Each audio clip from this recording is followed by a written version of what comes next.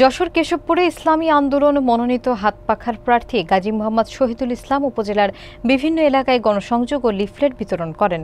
বুধবার বিকেলে সুফলাকাটি ইউনিয়নের কলাগাছি বাজার সহ আশপাশের এলাকায় এই কার্যক্রম পরিচালিত হয়।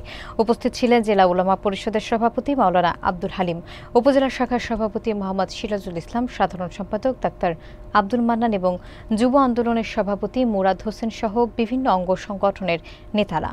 বিস্তারিত থাকছে শাওন হোসেনের প্রতিবেদনে। যশোরের কেশবপুর উপজেলায় আগামী ত্রয়োদশ জাতীয় সংসদ নির্বাচনের প্রস্তুতি হিসেবে ইসলামী আন্দোলন মনোনীত হাতপাখার প্রার্থী গাজী মোহাম্মদ শহীদুল ইসলাম গত বুধবার বিকেলে সুফলাকাঠি ইউনিয়নের কলাগাছি বাজার সহ বিভিন্ন এলাকায় গণসংযোগ এবং লিফলেট বিতরণ করেন। এ সময় তার সঙ্গে উপস্থিত ছিলেন যশোর জেলা উলামা পরিষদের সভাপতি মাওলানা আব্দুল হালিম, ইসলামী আন্দোলন কেশবপুর উপজেলা শাখার সভাপতি মোহাম্মদ সিরাজুল ইসলাম, সাধারণ সম্পাদক ডাক্তার আব্দুল মান্নান, যুব আন্দোলনের সভাপতি মুরাদ হোসেন এবং দলের বিভিন্ন অঙ্গ সংগঠনের নেতাকর্মীরা।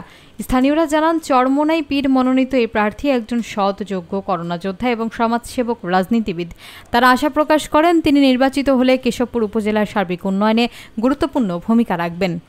এ ধরনের গণসংযোগ অংশগ্রহণ করে স্থানীয় জনগণ প্রার্থীর নেতৃত্ব এবং কর্মকাণ্ড সম্পর্কে ধারণা লাভ করছেন। এতে নির্বাচনী প্রচারণা আরও জোরদার হচ্ছে এবং ভোটারদের মধ্যে প্রার্থীর প্রতি আস্থা এবং সমর্থন বৃদ্ধি পাচ্ছে।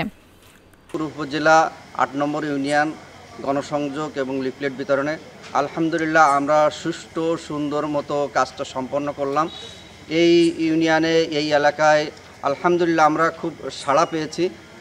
সকলে আমাদের জন্য দোয়া করবেন, আগামী সংসদ নির্বাচনে যেন আমরা জয়ী হতে পারি এবং আমরা যেন রাষ্ট্র গঠন করতে পারি।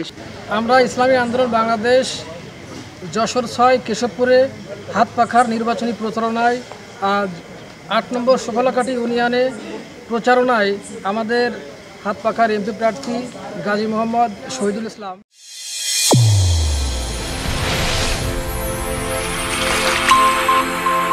চ্যানেল A1 হৃদয়ের স্পন্দন।